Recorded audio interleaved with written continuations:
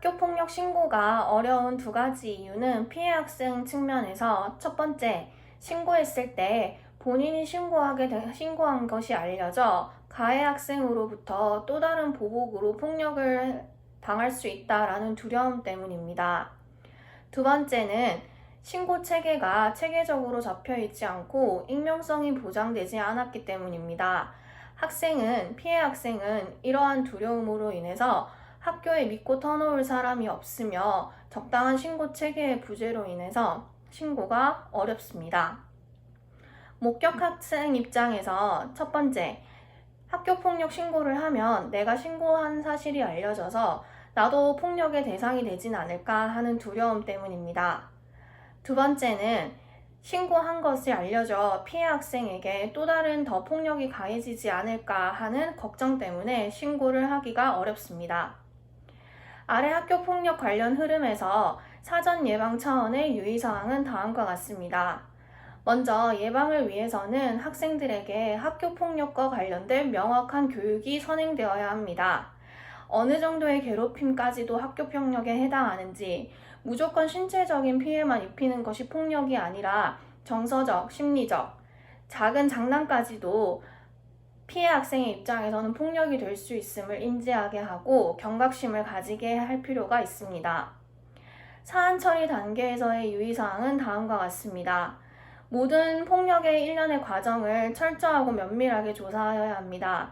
처벌만을 위한 피상적이고 표면적인 조사가 아니라 피해자는 자신의 억울함을 풀 수 있어야 하고 가해자는 자신의 잘못이 무엇인지 명확하게 책임을 질 수 있는 사안 조사가 필요하다고 생각합니다.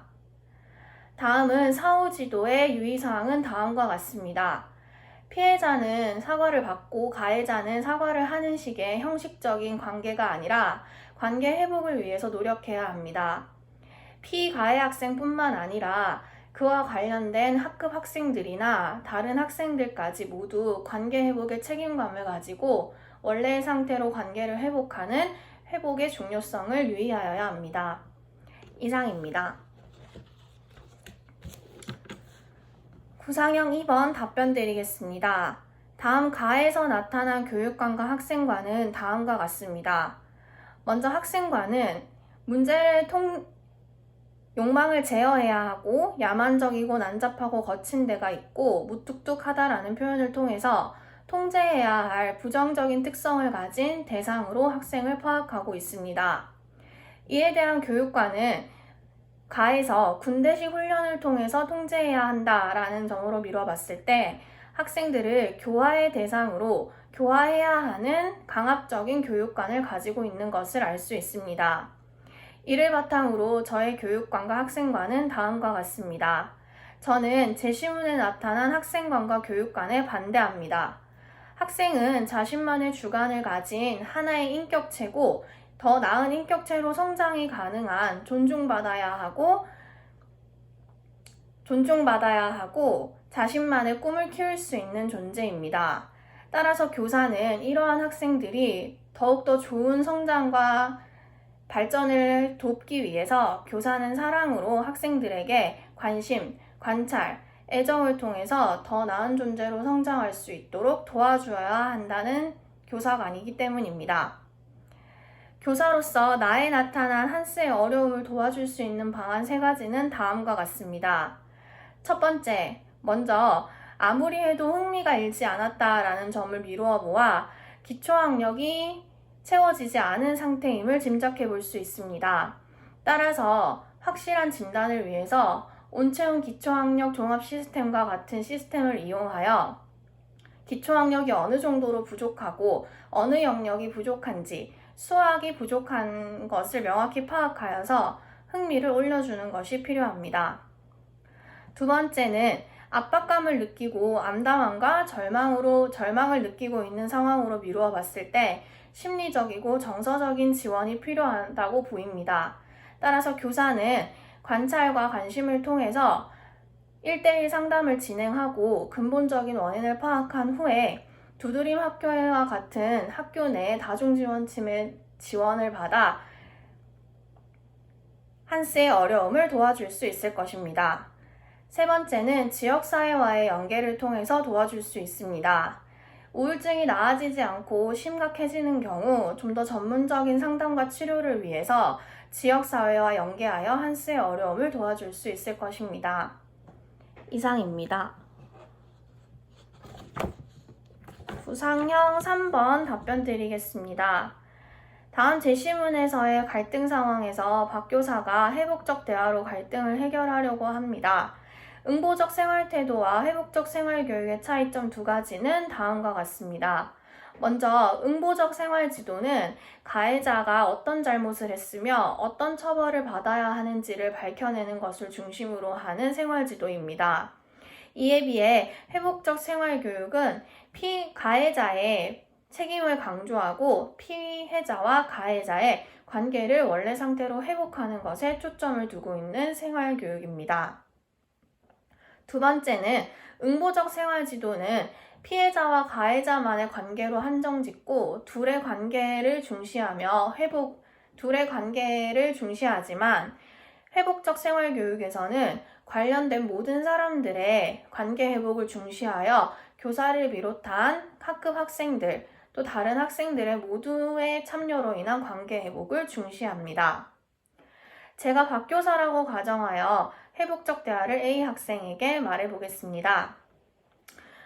A야, 요즘 어떠니? 학교 생활은 어떻고?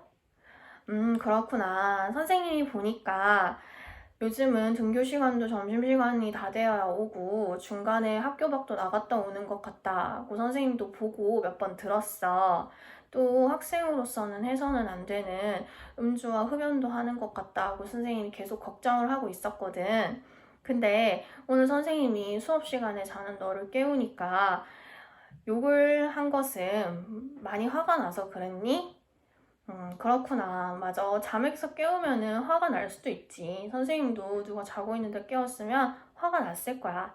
그래, 화가 날 수는 있어. 화가 난 것은 네가 느끼는 감정은 잘못된 게 아니야. 근데 감정에 따라서 행동을 하는 것은 분명히 너도 잘못됐다는 것을 알 거야. 오늘 너의 행동으로 인해서 선생님도 많이 당황하고 지금도 많이 힘들어. 너의 행동으로 인해서 다른 학생들도 많이 놀랐을 거고, 그래서 선생님과 다른 학생들에게 어떤 영향을 미쳤을지 네가 한번 잘 생각해 봤으면 좋겠어. 그리고 다음번은 이러지 않겠지만 다시 이런 일이 생기지 않았으면 좋겠고, 선생님은 네가 충분히 그럴 수 있을 거라고 믿어. 어려움이 있으면 선생님에게 언제든지 요청하렴. 이상입니다. 즉답형 구상 후 말씀드리겠습니다.